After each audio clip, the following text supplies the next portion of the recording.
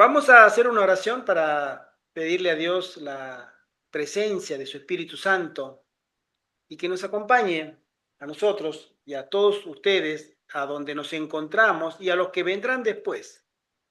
Dale. Oremos. Padre nuestro que estás en el cielo, Señor, gracias otra vez. Muchas gracias en el nombre de tu Hijo amado por este momento que nos das para poder estudiar este hermoso libro, Amén. Preparación para la crisis final. Tú nos mandas, Señor, a que seamos conscientes del tiempo crítico en que estamos viviendo. Esta última generación está llegando ya a los albores mismos de los acontecimientos finales. Te rogamos que puedas despertar en nosotros a través de una intervención directa de tu Santo Espíritu, despertar en nosotros ese deseo de prepararnos y poder estar listos para ser usados por ti en el último movimiento. Te lo rogamos, te lo suplicamos, no lo merecemos, pero en el nombre de Jesús te lo pedimos. Amén. Amén. Amén. Capítulo 12, ya estamos llegando al final, nos falta un capítulo más. Creo que hoy vamos a tomar todo el capítulo 12 porque ya lo habrán revisado, lo habrán mirado. Es un capítulo que tiene más corto y tiene resúmenes. El mismo, ahora lo vamos a leer, el mismo autor dice, tengo que resumir esto porque son muchas las cosas que se pueden hablar, pero lo voy a condensar. Él dice así, el autor. Este capítulo abarca uno de los periodos más dramáticos y lleno de sucesos extraordinarios cuya descripción reviste el más candente interés, siendo que no tendríamos lugar para transcribir en esta obrita las extensas y apasionantes descripciones que hace la pluma inspirada de esos acontecimientos, y en vista de que ellas aparecen en un orden cronológico, ordenado, claramente definido en el conflicto de los siglos y en primeros escritos. No haremos aquí otra cosa que dar la referencia respecto a estos dos libros y hacer una enunciación esquemática en forma de bosquejo de los tremendos eventos que forman la cadena que va desde la liberación hasta la segunda venida de Cristo. Para tener en forma ordenada el cuadro completo, incluimos aquí también los acontecimientos descritos al final del capítulo anterior, bajo el título La liberación. Y las páginas pertinentes son las siguientes: del conflicto de los siglos, página 693 a la 719, y en el libro Primeros Escritos de la página 285 a 291. Entonces, el mismo autor nos dice que se basa básicamente en los dos libros, especialmente el conflicto de los siglos y Primeros Escritos. Entonces, la enunciación ordenada de los sucesos como un esquema, él pone acá 6 grupos, mejor dicho, bueno, 17 ítems, pero 6 grupos en el capítulo siguiente, ya lo estuve revisando. 17 grupos, y el primero dice movimiento simultáneo para destruir al pueblo de Dios. Entendamos nosotros que ya estamos en el tiempo de angustia de Jacob. La iglesia avanzó, la iglesia está luchando, pero está destinada irremediablemente a triunfar. No puede ser derrotada, no puede ser ya tocada por el enemigo. Lo persiguen, sí. Tienen dificultades, todas. Tienen hambre y sed, totalmente. La hermana Juárez menciona que en ese momento es donde están pasando hambre, cansancio y demora. Sin embargo, ellos están confiados. En medio de la crisis y ya casi al final donde la turba, los impíos, junto con los demonios, ya no hay barrera que impida entre ellos interrelacionarse. Hablar de un demonio y hablar de un impío es exactamente lo mismo. Los dos están fuera del alcance de cualquier intervención divina. Son dejados libres para que actúen. Aún así, todo el pueblo de Dios en donde se encuentra, en las cárceles están encarcelados, presos o encadenados, pero no los pueden tocar. Y sueltos en la calle, en las montañas, en donde están, tampoco los pueden tocar. Y en ese contexto es donde comienza este capítulo. Se dice así, movimiento simultáneo para destruir al pueblo de Dios. Es decir, todo el mundo ha llegado a un común acuerdo de que el único enemigo que existe para ellos es el remanente. No hay más enemigos. Hoy tenemos enemigos ideológicos, enemigos políticos, enemigos sindicales, enemigos de raza, enemigos de idioma, enemigos de color de piel, enemigos de todo. En ese momento van a desaparecer todas esas diferencias, todas, el negro, el blanco, el amarillo, el azul, el verde, todos los grupos étnicos se van a unir, van a olvidar sus diferencias. El único grupo por el cual hay que pelear y pelearles es lo que guardan el sábado, los mandamientos de Dios y son señalados como enemigos de la raza humana. Tremendo lo que estamos por presenciar. Nunca hubo un acontecimiento así, y mucho menos global, mucho menos. Todos los países se alían, tienen una sola fijación, exterminar a esos. ¿Por qué?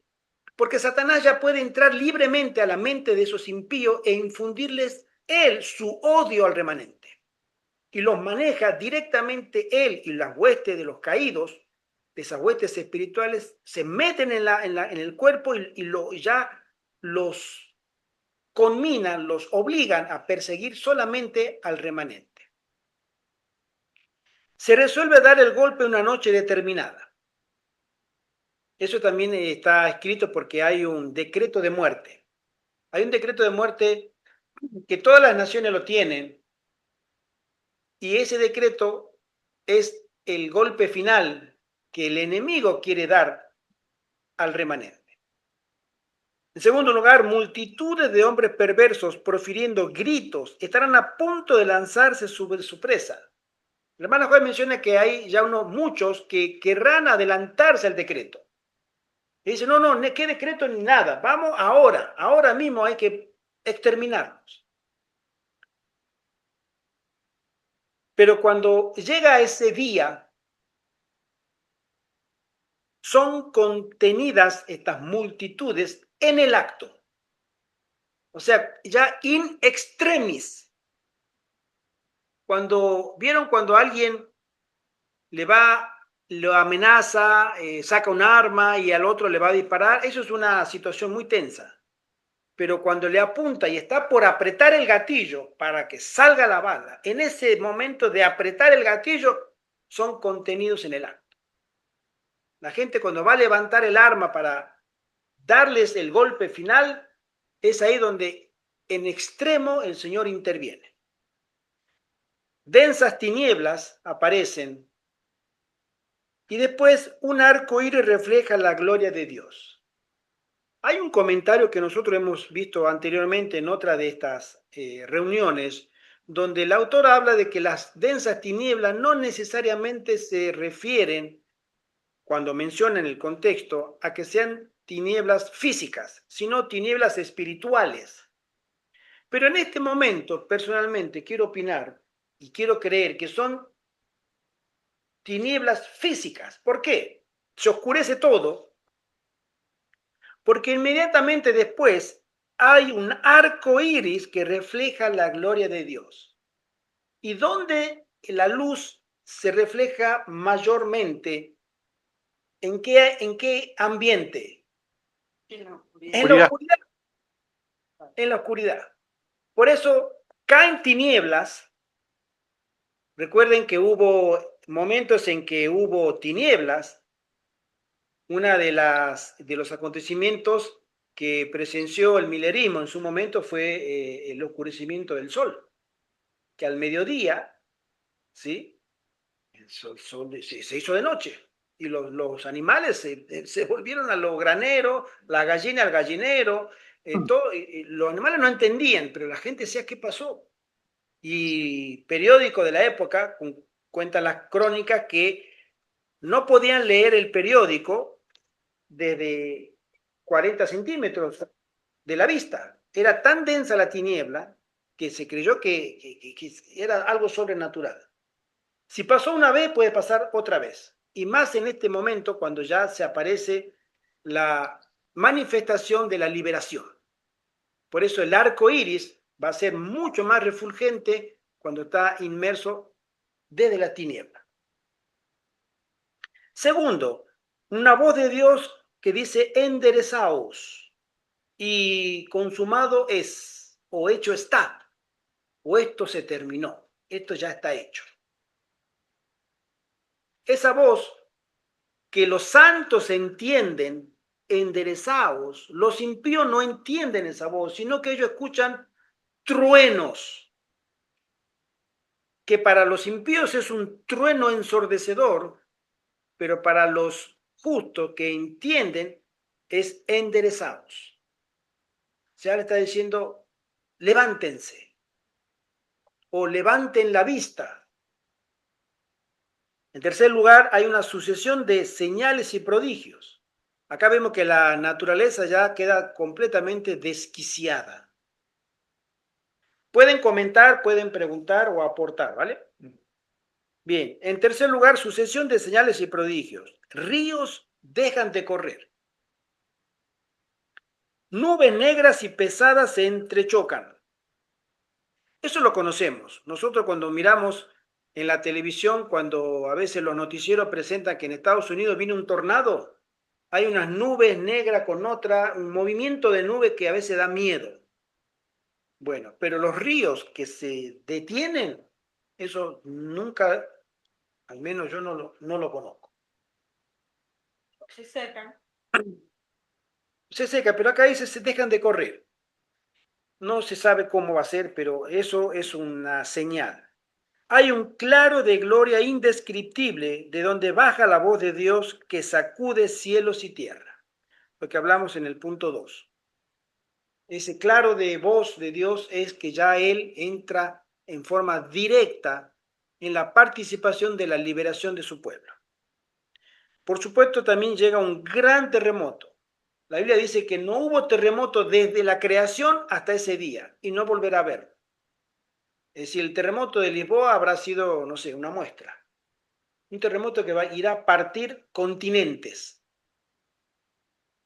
Y un terremoto no es una sola grieta, son miles de grietas que van a partir países, continentes, en todo el mundo. Se va a resquebrajar el planeta. Los cielos parecen abrirse y cerrarse. Montes movidos, rocas quebrantadas, el mar azotado con furor, silbidos del huracán, toda la tierra se alborota, se hincha y se raja. Desaparecen islas habitadas. Puertos son tragados por las olas.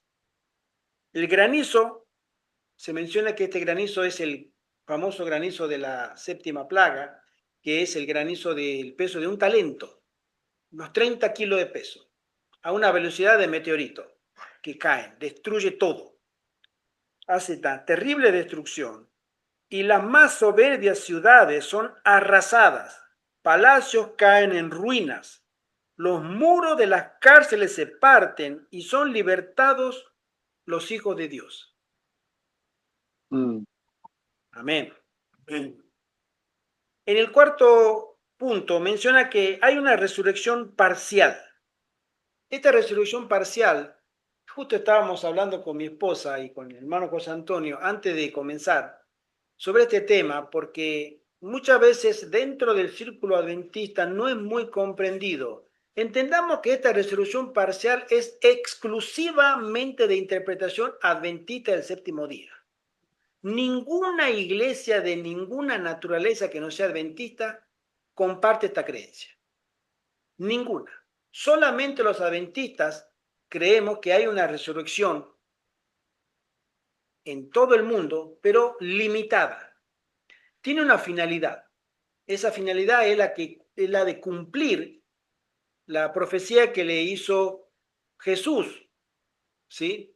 Al Sanedrín cuando le preguntaron, ¿sí? Si en el nombre de Dios que él jurara si era realmente hijo de Dios. Y él responde, Si ustedes me verán venir a mí en la nube de los cielos. Y los sacerdotes rasgan la vestidura de odio, de repulsión hacia esa declaración, porque estaba bajo juramento. Él era un rabino, Jesús era un rabino, era un maestro. Él no podía, bajo juramento, ninguno tratar de mentir. Y ellos lo toman como mentira. Y ellos rasgan la vestidura y dicen, ¿qué más necesitamos para condenar? Dice, ustedes me verán a mí, venir en la gloria de mi Padre. Bien. Acá menciona todos los que murieron en la fe del mensaje del tercer ángel. Hay pastores adventistas, yo conozco uno, lo voy a nombrar porque lo he escuchado en sus sermones, el pastor Arturo Quintero. Él tiene unas serias dudas con respecto a la resurrección parcial. Incluso hay un sermón de él que se llama Las 7 resurrecciones. Él da ejemplos Una bíblicos. preguntita, Gerardo. Lo de la resurrección parcial, ¿aparece en la Biblia? Sí, aparece. Justamente si no Así estuviera en la Biblia, nosotros no la creeríamos. Eso dice está textualmente. exactamente, eso está en el libro de Daniel. Daniel capítulo Sí. 12, verso 2. 1 y 2. Justo estamos leyendo este versículo. Vamos a leerlo de nuevo. ¿Sí? Que dice así. Leo verso 1 y 2 del capítulo 12 de Daniel, que dice: En aquel tiempo se levantará Miguel, el gran príncipe que está de parte de los hijos de tu pueblo, y será tiempo de angustia, cual nunca fue desde que hubo gente hasta entonces. Pero en aquel tiempo será libertado tu pueblo, todos los que se hallen escritos en el libro. Y muchos de los que duermen en el polvo de la tierra serán despertados, uno para vida eterna y otro para vergüenza y confusión perpetua. O sea que hay una resurrección y acá la palabra clave es muchos. El ángel le dice muchos, no es que todos serán resucitados. La resurrección total es cuando Cristo los llama a todos, cuando le dice a la tierra entreguen sus muertos y al mar entreguen sus muertos. Entonces la tierra y el mar se sacuden, terremotos, y de todos los continentes y de todas partes emergen ya glorificados los resucitados. Pero eso es, si nosotros nos vamos a Tesalonicenses,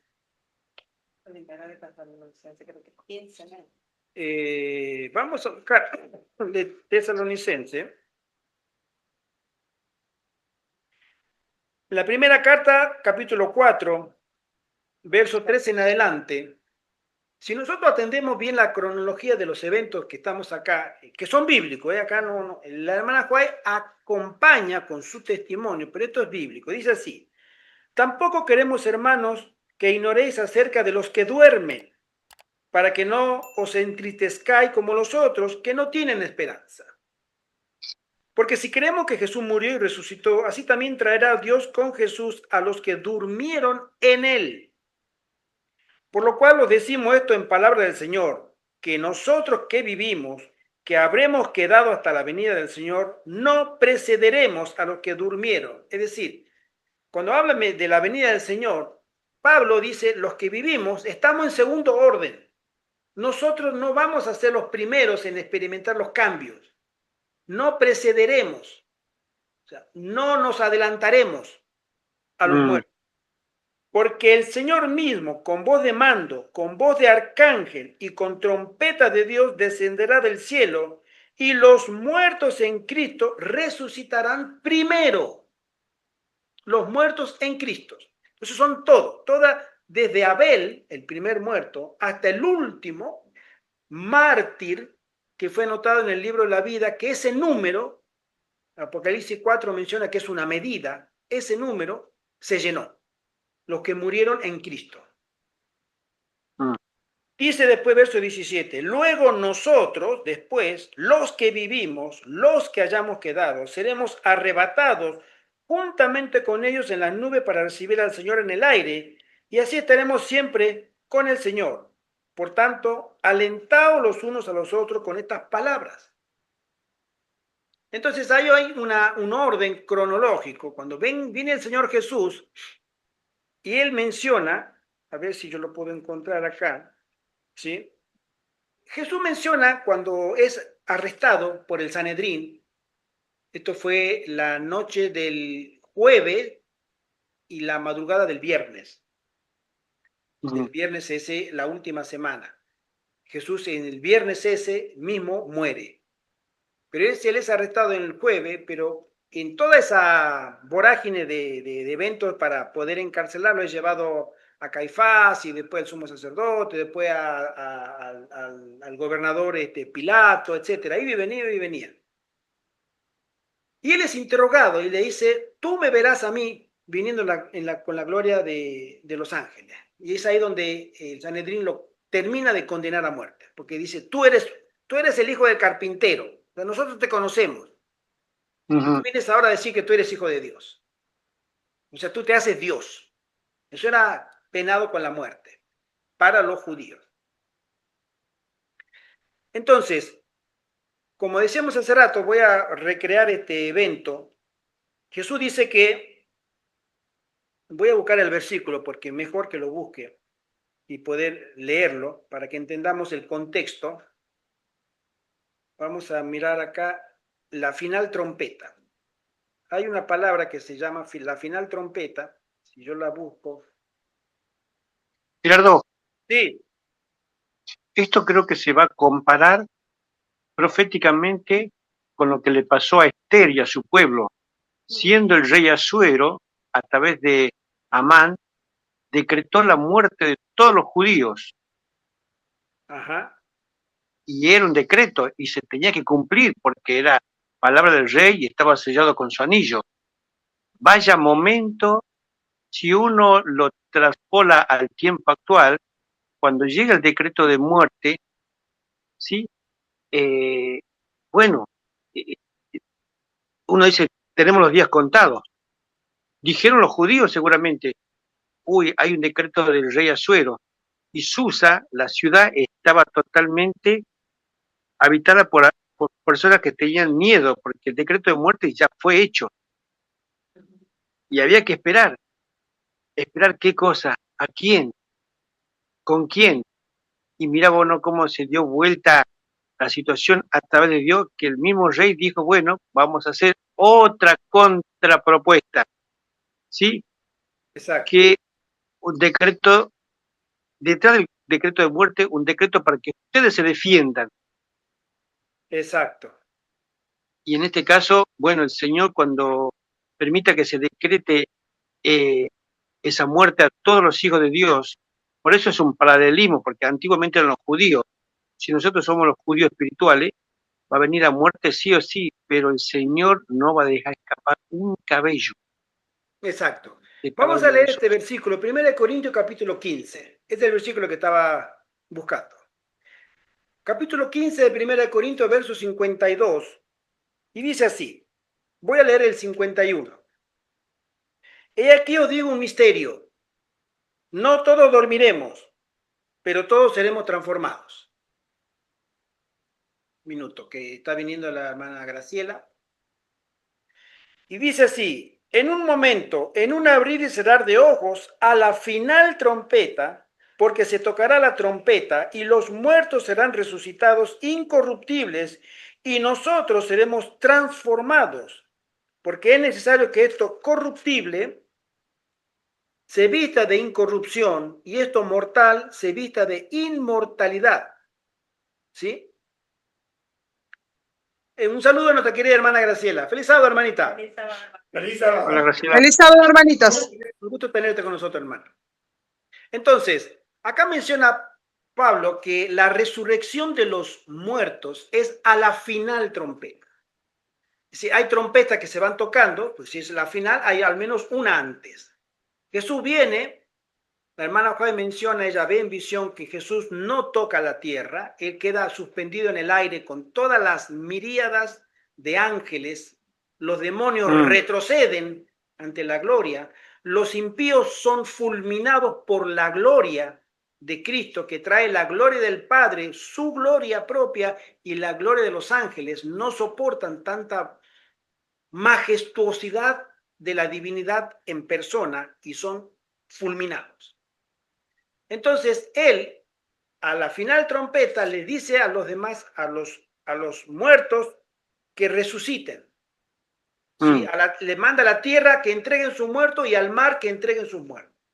Y los muertos. Pero hay algo que Jesús le dijo, como dijimos recién al Sanedrín, que ustedes me verán a mí viniendo en la gloria de mi Padre.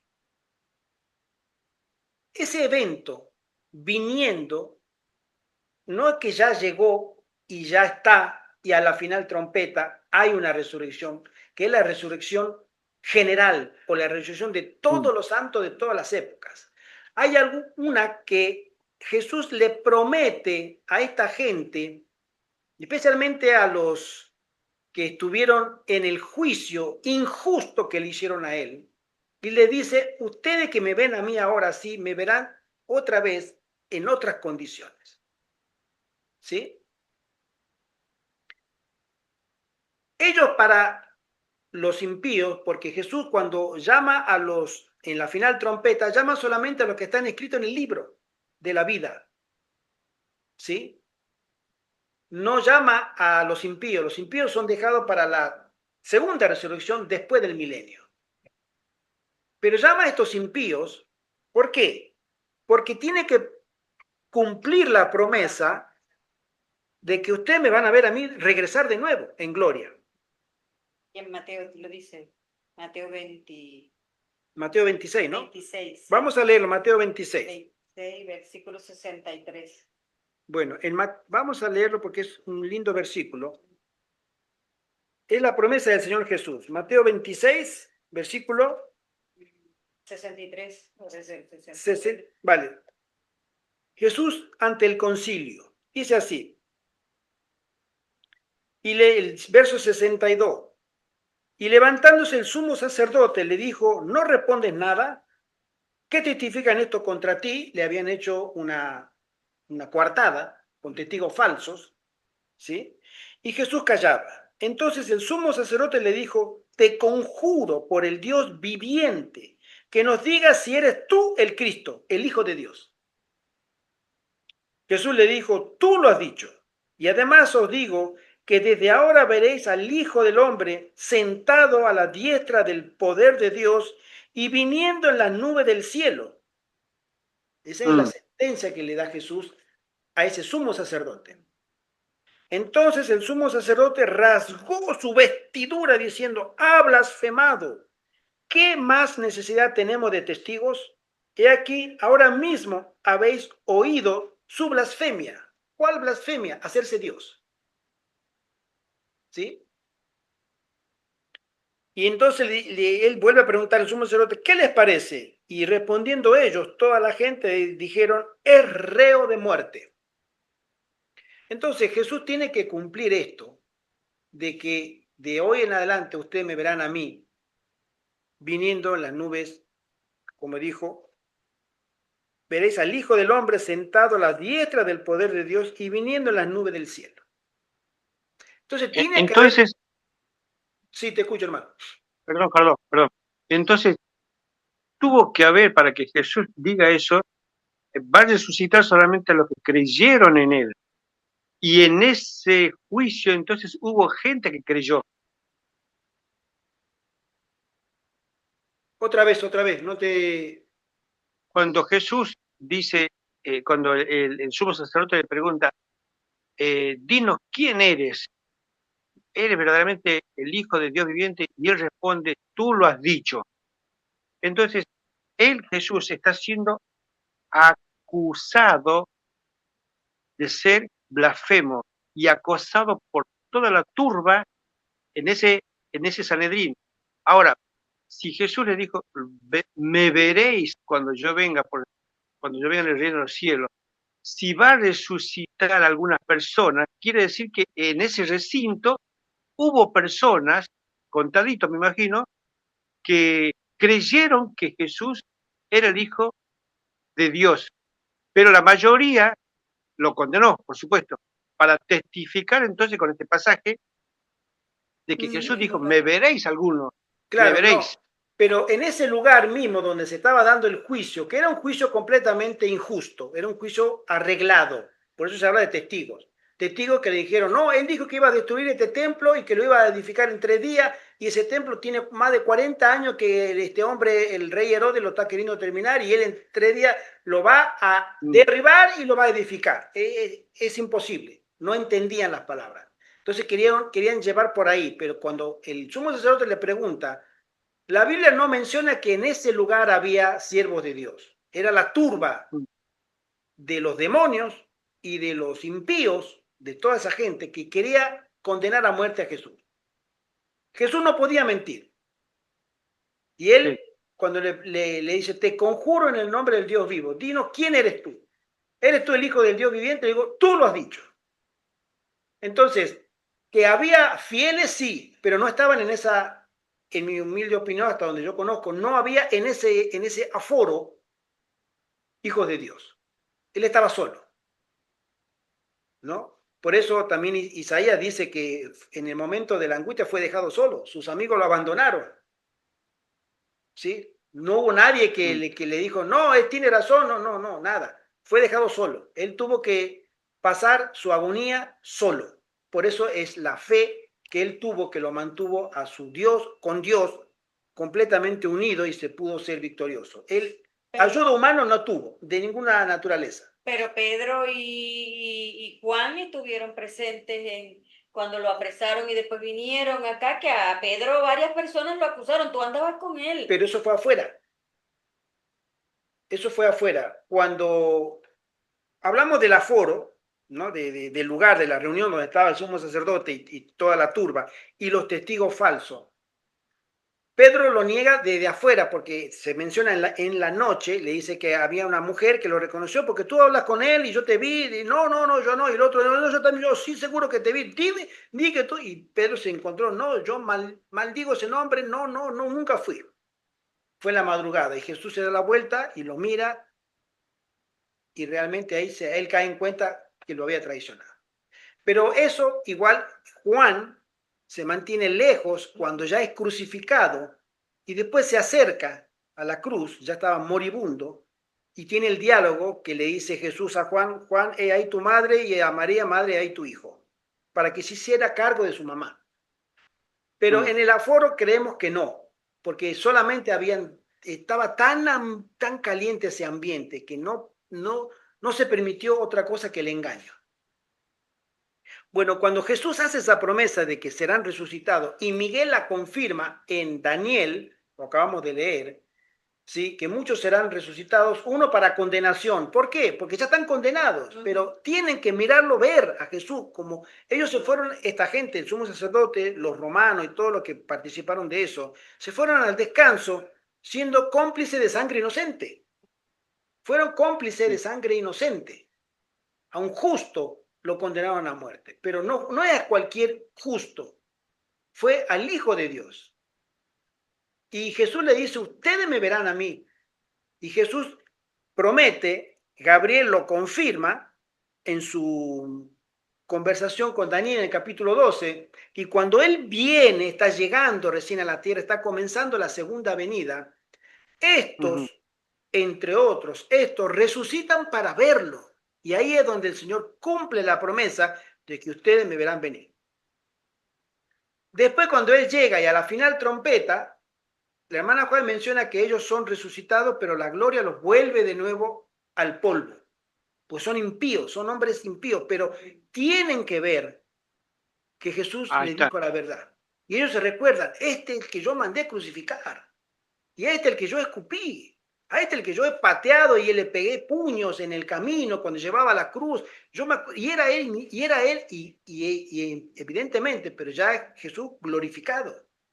Pero ellos lo reconocen y dicen, realmente este hombre era hijo de Dios. También hay otro versículo de la Biblia que dice que todos los ojos le verán.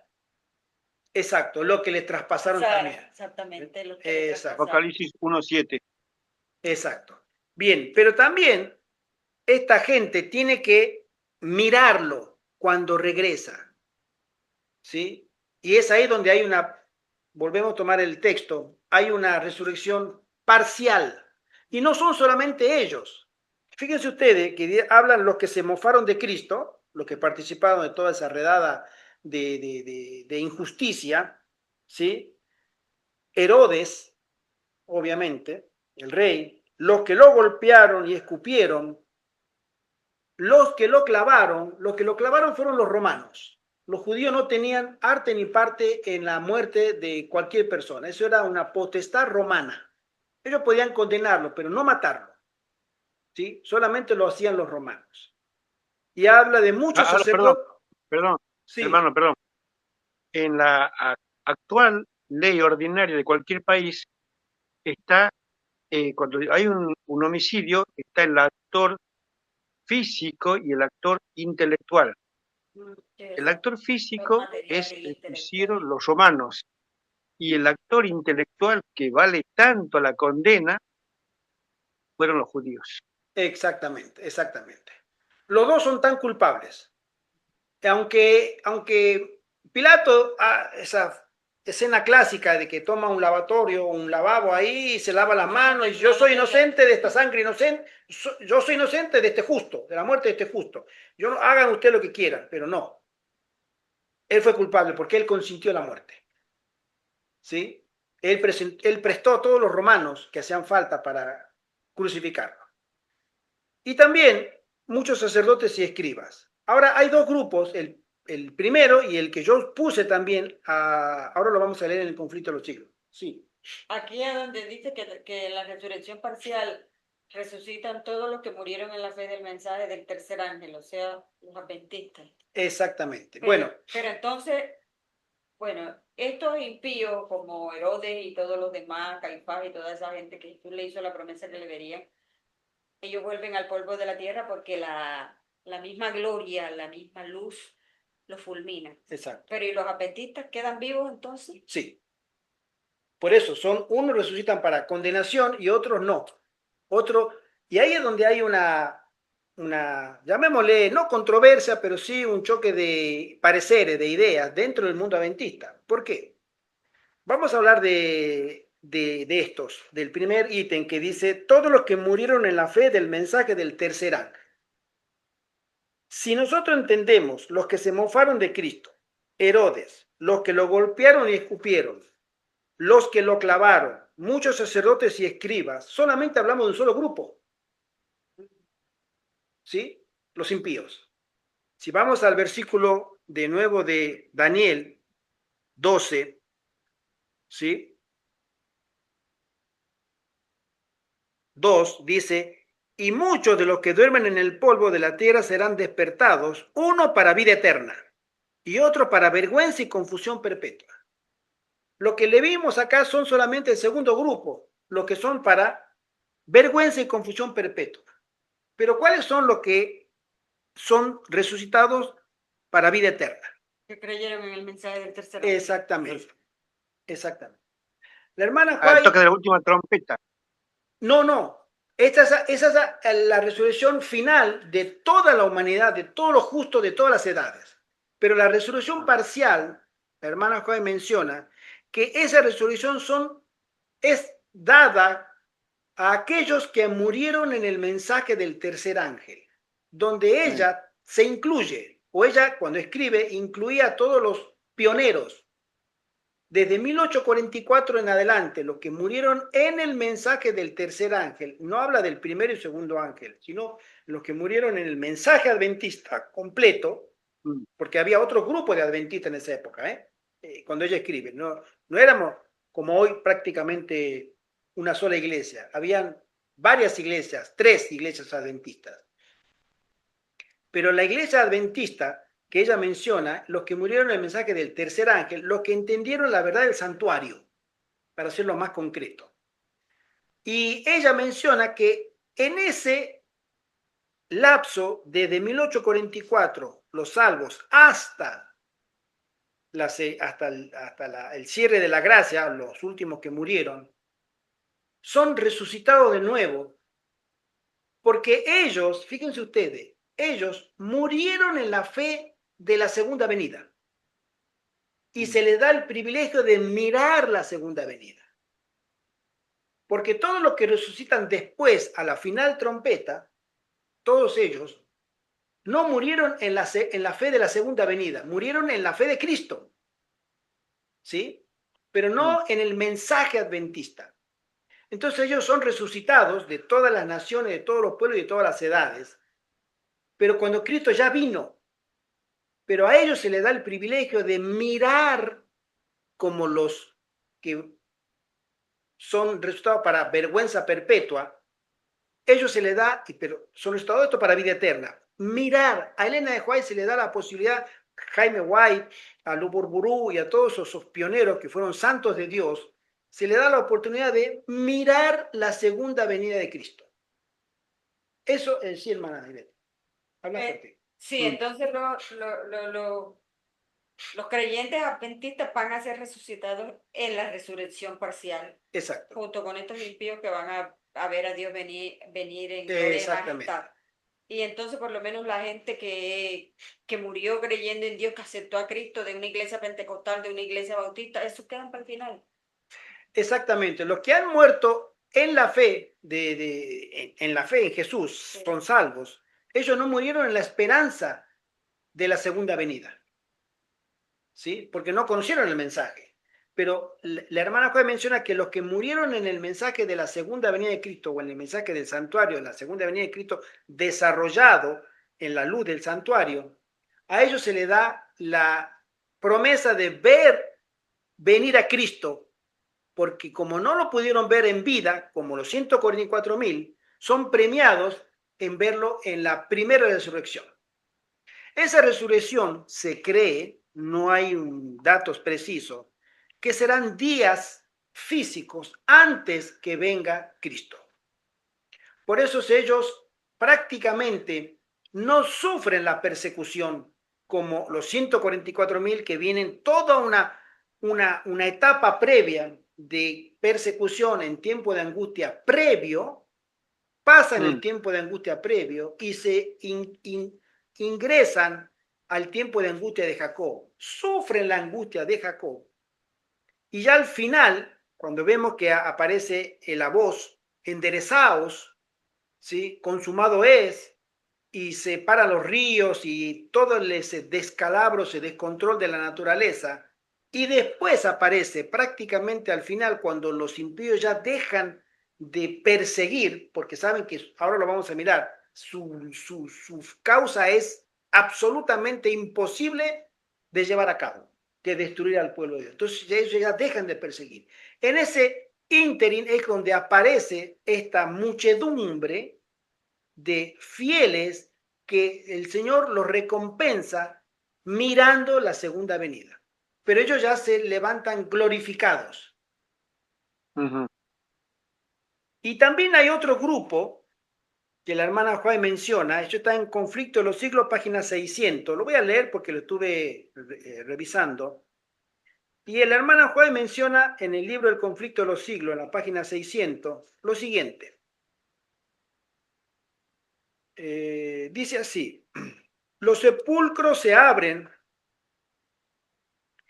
y muchos de los que duermen en el polvo de la tierra serán despertados, uno para vida eterna y otro para vergüenza y confusión perpetua. Ella cita Daniel 12:2. Todos los que murieron en la fe del mensaje del tercer ángel salen glorificados de la tumba para oír el pacto de paz que Dios hace con los que guardaron su ley. Punto. Los que le traspasaron, Apocalipsis 1:7, los que se mofaron y se rieron de la agonía de Cristo, este es otro, y después habla, y los enemigos más acérrimos de su verdad y de su pueblo, de todas las edades.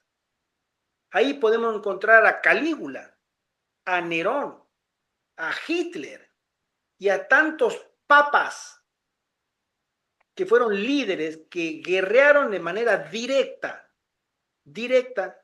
con el pueblo de Dios. Los enemigos más acérrimos son levantados, ¿sí? Son resucitados para mirarle en su gloria y para ver el honor con que serán recompensados los fieles y obedientes. Y después vuelven de nuevo al polvo, a dormir 1000 años para ser resucitado y ser después consumido por la ira de Dios. Ese es el otro grupo que no está acá, pero yo lo quise agregar porque la hermana Juan menciona. Los enemigos de Dios, del pueblo de Dios, de toda la humanidad, de toda la historia. Ahí están los reyes asirios, los amalecitas, o sea, los líderes, esos que se han empeñado en borrar de la faz de la tierra a todos. Los líderes siglo XXI que luchan contra el adventismo, ¿sí? Los políticos, esos famosos que hacen la Agenda 2030, que tratan de neutralizar, lo que confeccionaron ese edicto de muerte, lo que hicieron y lo que distribuyeron, ellos también tienen, si han muerto, tienen que resucitar para ver a Cristo y lo que quisieron hacer con ese pueblo. El Santo Ignacio de Loyola. La Inquisición, los inquisidores, todos ellos tienen que mirar primero a Cristo y segundo, cómo serán recompensados los que ellos trataron de una u otra forma aniquilar. ¿Sí? ¿Querías hablar algo, hermano? ¿Carlos? No, eso decía. Vale. Entonces, continuamos y dice, una estrella arroja rayos por un desgarrón de las nubes. Acá se menciona que hay una esperanza y júbilo para los fieles que cantan, Dios es nuestro amparo. Amén. Y hay una severidad para los transgresores. El inciso 6 dice, aparece una mano en el cielo que sostiene las tablas de piedra. Todos pueden leerlas. Es una sola tabla, pero por milagro la ven todo el globo terráqueo, todos los habitantes de los 5 continentes, y todos la entienden. O sea, de los 10 mandamientos. Los 10 mandamientos. Todos pueden leerlas. Hay horror y desesperación de los que pisotearon sus preceptos. Todos reconocen demasiado tarde la santidad del sábado. Ahí caen en cuenta y dicen, la verdad que esto, no podemos con esto. Ahora entendemos cómo hemos sido engañados. El inciso 7 dice, los impíos y apóstatas se destruyen unos a otros. Ellos están llenos de pesar, pero no de arrepentimiento. Eso es algo muy común. Cuando uno es rebelde, y lamentablemente suele suceder, a veces se lamenta porque es descubierto su pecado y para evitar la vergüenza se disculpa, pero no se disculpa porque siente dolor del mal que hizo, del daño que ha causado. Se disculpa para evitar la vergüenza, para evitar las consecuencias de ese mal, pero no el mal que hizo. Así pasa con esta gente, con todos. Ningún lenguaje puede describir su desesperación. Se acusan unos a otros. Abruman sobre todo a los pastores falsos del rebaño que los engañaron. Pronuncian contra los falsos pastores las más terribles maldiciones.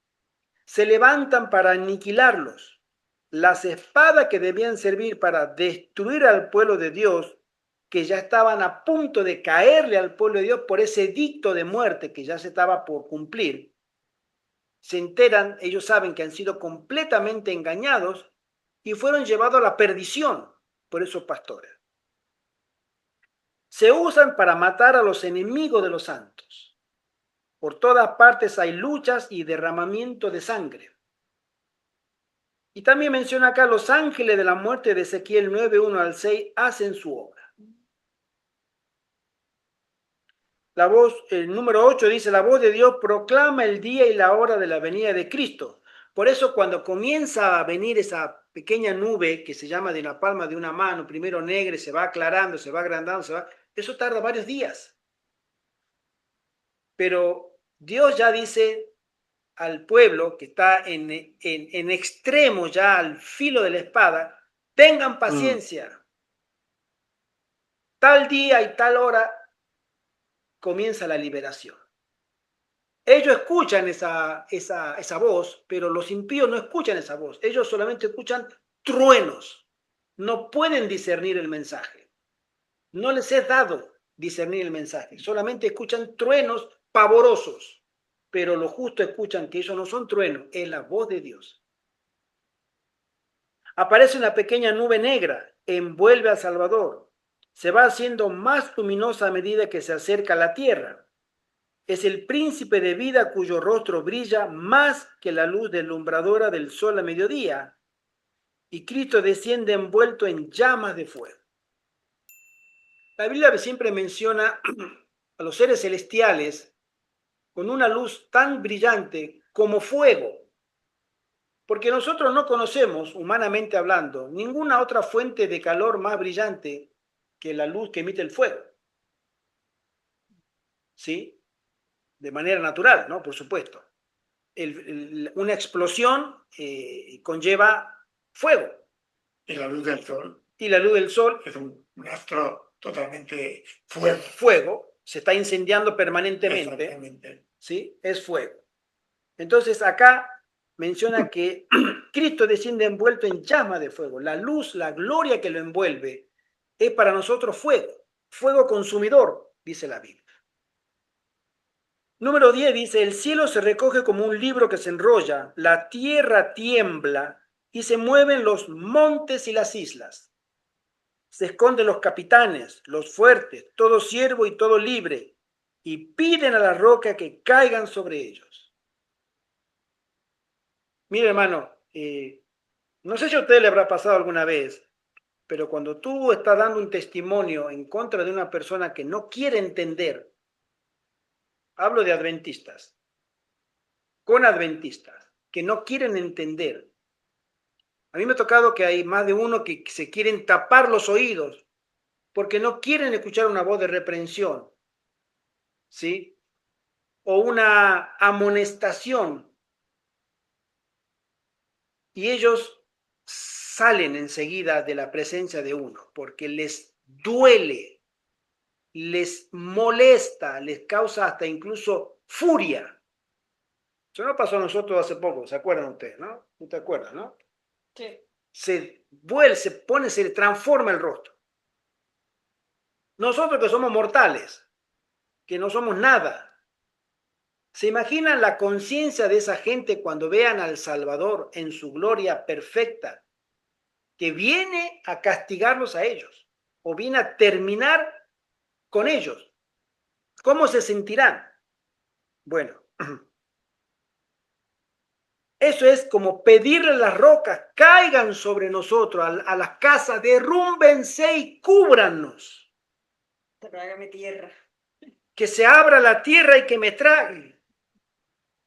No puedo estar delante de ese ser que viene a arreglar cuentas conmigo. Y son 7 días los que tardan en llegar. Eso. Se cree que sí, se cree que sí. De la boca de los impíos se estalla el grito, el gran día de su ira ha venido. ¿Y quién podrá estar firme? Wow. Número 11 es la resurrección de los justos.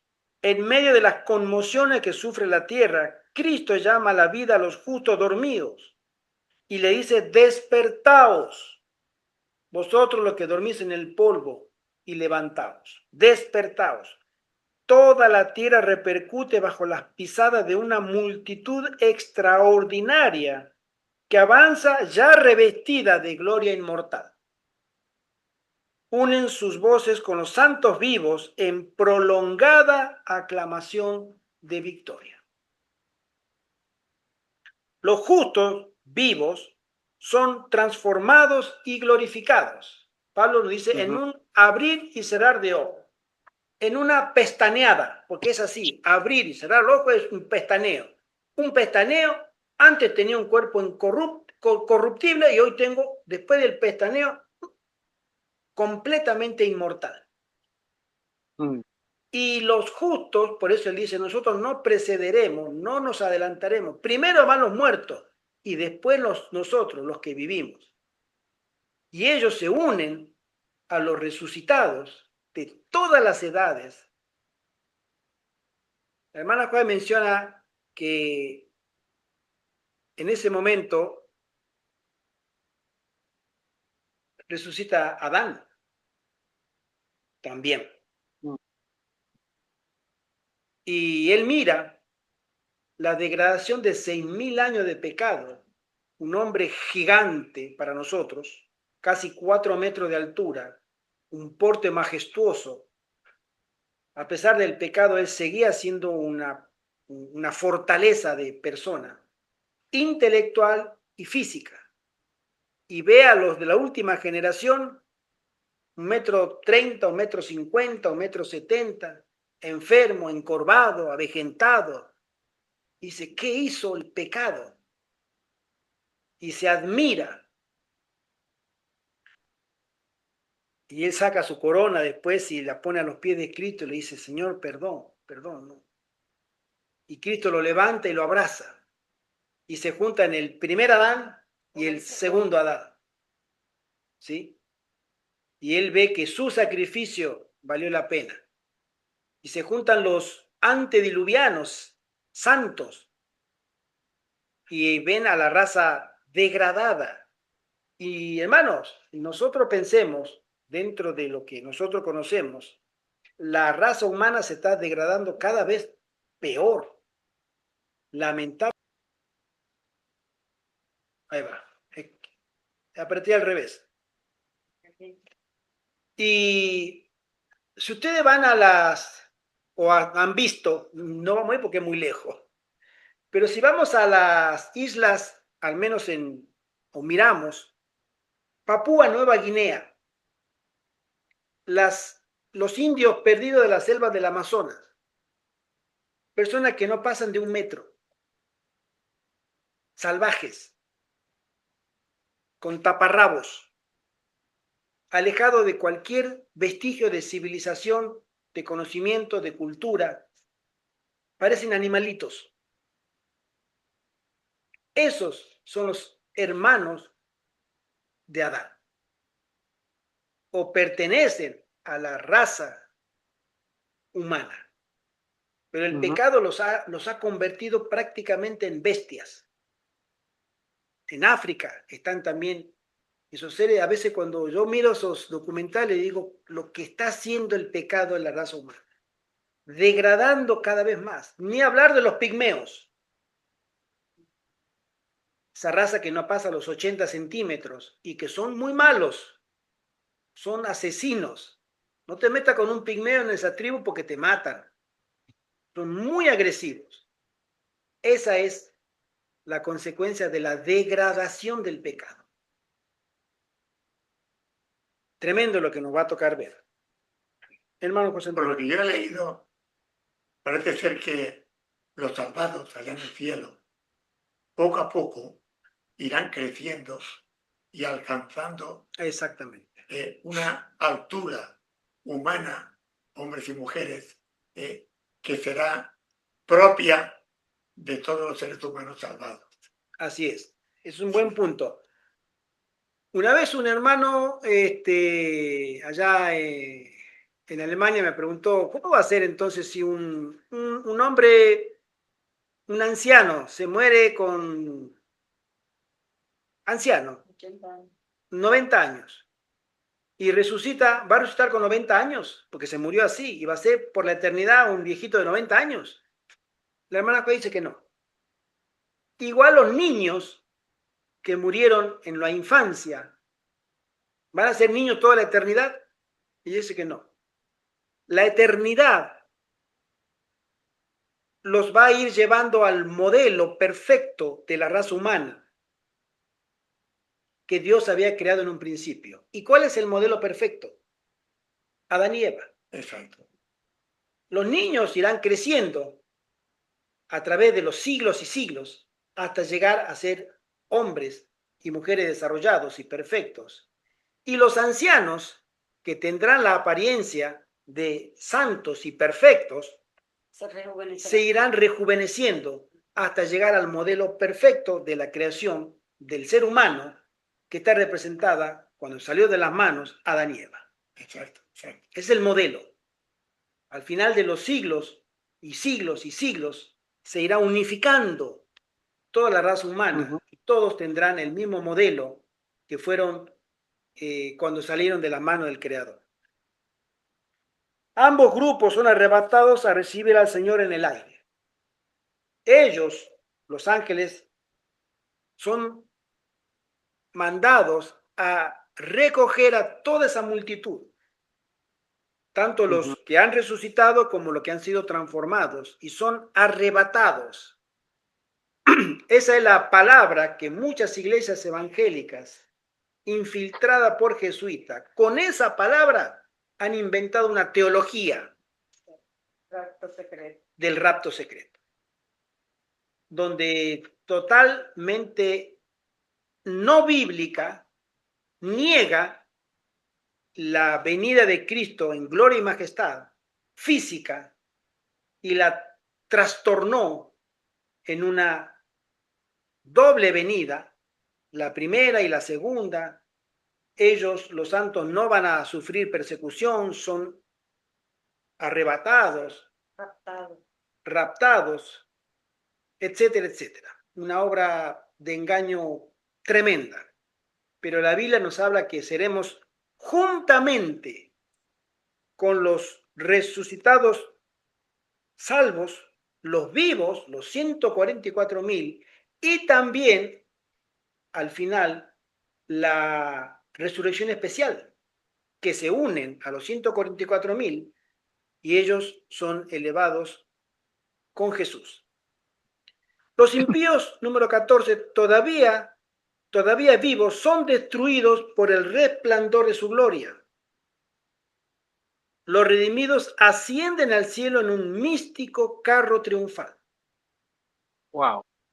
Hermanos, yo creo que ese carro triunfal, hay pastores que le llaman una nave nodriza, porque no sabemos, yo no quiero imaginarme, no tengo por qué imaginarme cómo será, pero será, porque van a entrar todos. Son millones y millones y millones de todas las edades que son resucitados. Y Qué todos maravilla. juntos son llevados en ese carro de fuego, en esa nube, en esa nave, en ese, no sé, pero debe ser del tamaño gigantesco, no sé, Ciudad. mucho más grande que una ciudad.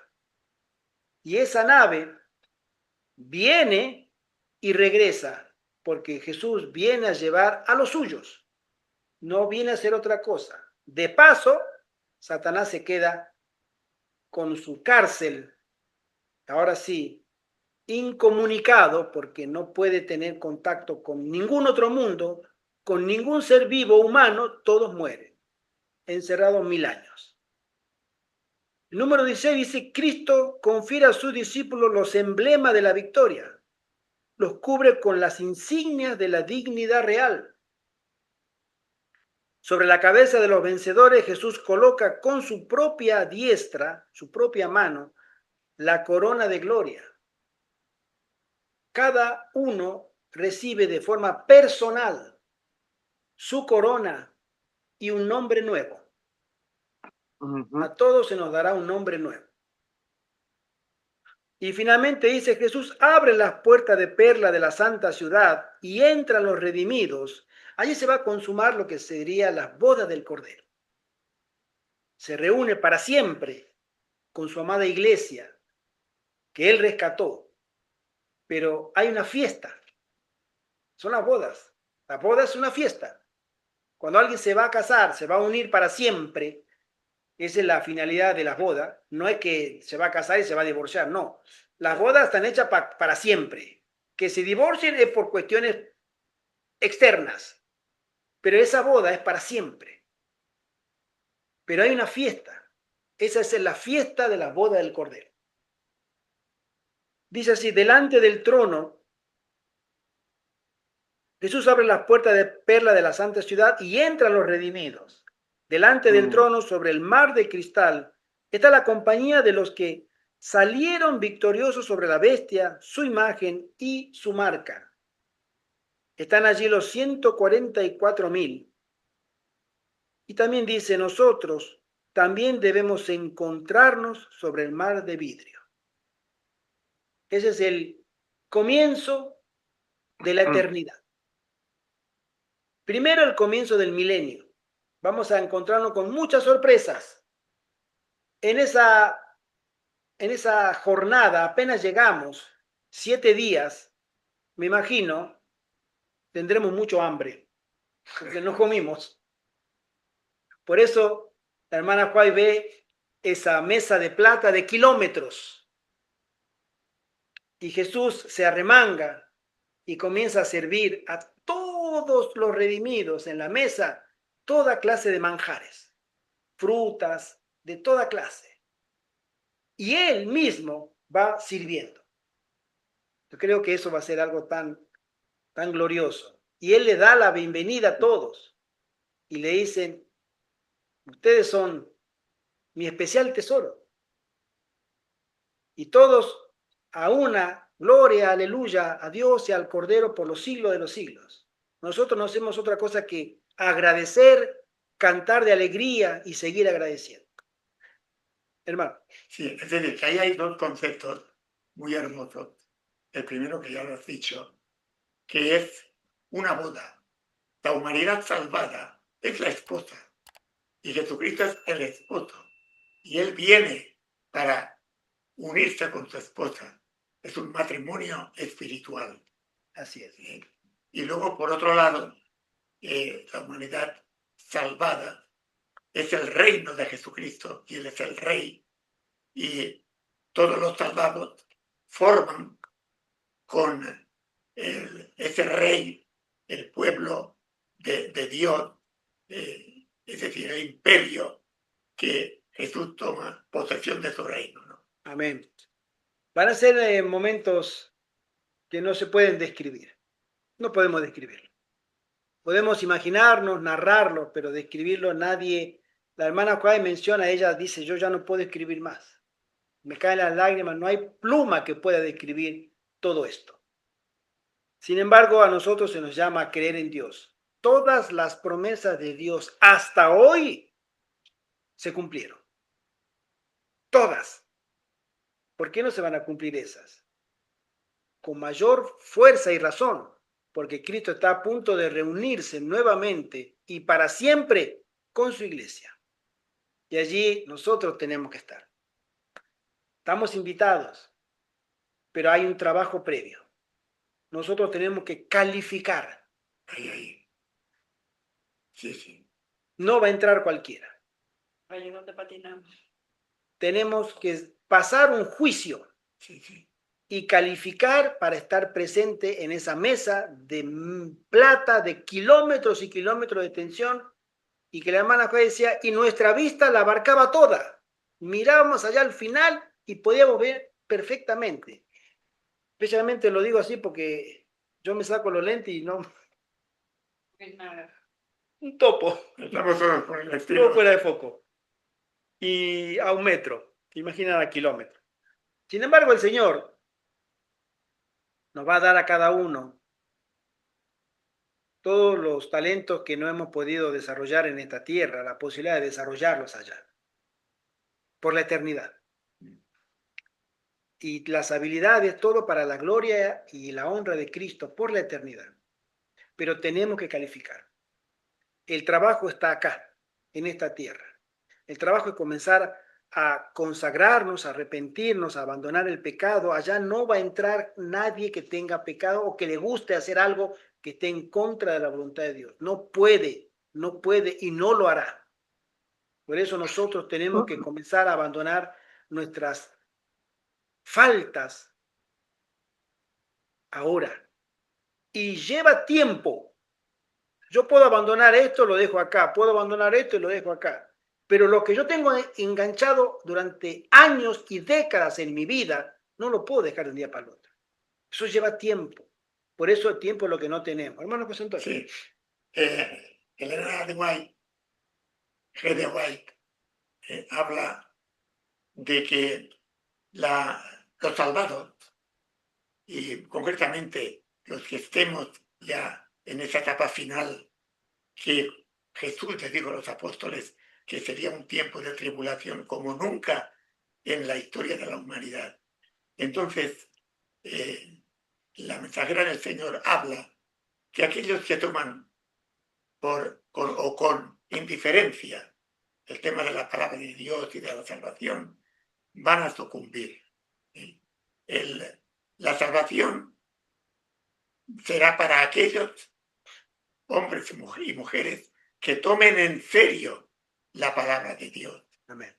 Una preparación que ha de ser, yo diría, perfecta, porque las tribulaciones que cada ser humano, yo pienso, tanto los que van a llegar al fin como antes, para poder alcanzar esa vida eterna y unirnos con nuestro Rey Jesucristo, necesitamos una preparación muy profunda para superar todas las pruebas. Así es. Quiere el Señor darnos un espíritu de arrepentimiento. No podemos pensar en que podemos estar allá, a pesar de que las promesas son ciertas, si primero no cambiamos acá. Nosotros tenemos que cambiar.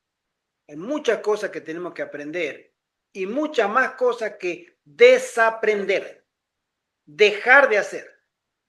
Ya la hemos aprendido, hay que desaprenderla, borrarlas de nuestra mente, de nuestra conducta.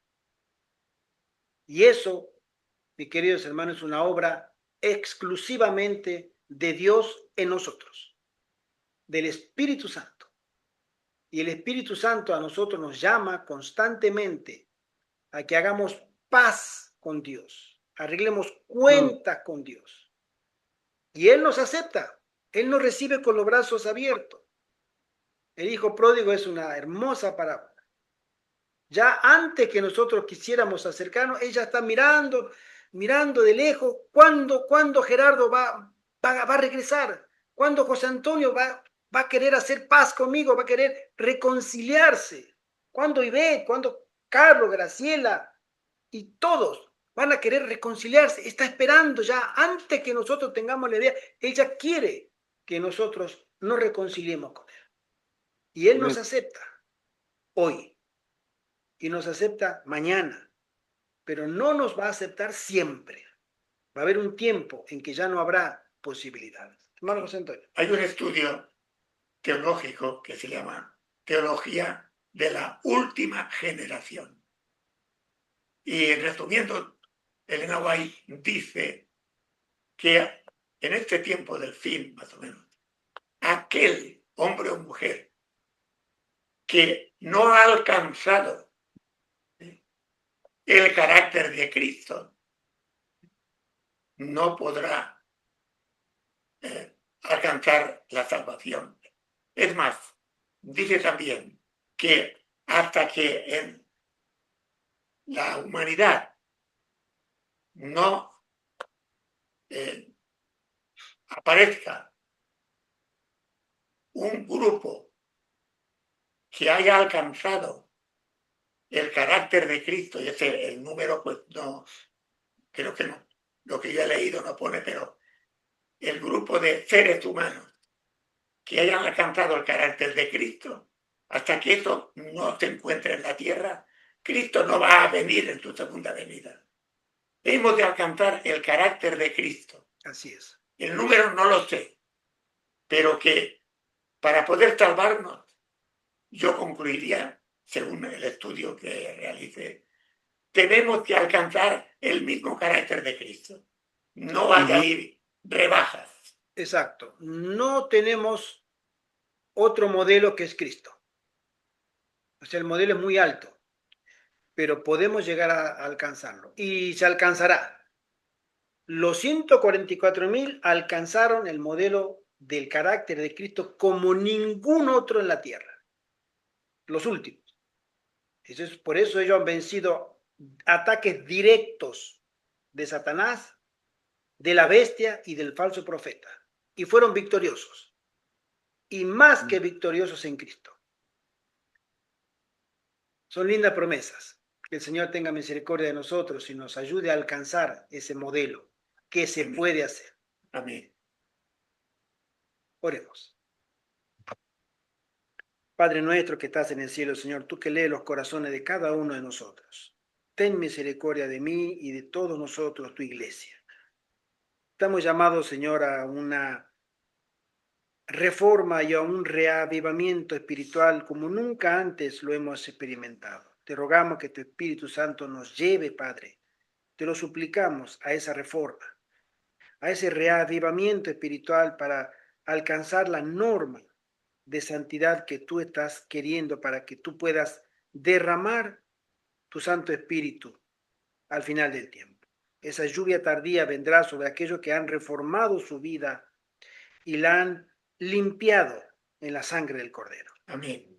Ayúdanos, Señor, a llegar a ese momento con nuestras cuentas saldadas contigo a través de la obra del Espíritu Santo, que nos lleva a los pies de Cristo y nos hace contemplar la belleza del carácter de nuestro Señor. Amén. Te rogamos que podamos tener ese reavivamiento pronto, Señor, ahora. En el nombre de Jesús te lo suplicamos. Amén. Amén. Amén. Que el Señor les bendiga, mis queridos hermanos. La otra semana, Dios mediante, tenemos el último capítulo, preparación para la crisis. Después viene un epílogo. Pero este capítulo, lo estuve revisando, está precioso, precioso, precioso, hermoso, hermoso, hermoso. Que el Señor nos bendiga, que el Señor nos guarde, que el Señor haga y cumpla su promesa en cada uno de nosotros, en nuestra vida. Tenemos un modelo, Amén. queridos hermanos, un modelo que es Cristo. No hay más. Y una sola autoridad. Una así dice Jehová. Amén. No vayamos tras otros modelos y otras fuentes de autoridad. Que el Señor nos bendiga Amén. y nos guarde. Hermanita Graciela, hermano Carlos, hermano Alessandro, que el Señor les Gracias, bendiga Carlos. y a todos aquellos que escucharán después. Amén. Tomemos decisiones solemnes para el Señor, porque el tiempo es corto. Bendiciones, Amén. Maranata, y Feliz sábado para feliz ustedes. sábado para todos. Que el Señor les bendiga. Buen comienzo. Fuerte, fuerte. Buen Buen comienzo de sábado, semana para abracitos, ustedes. hermanitos. Bendiciones.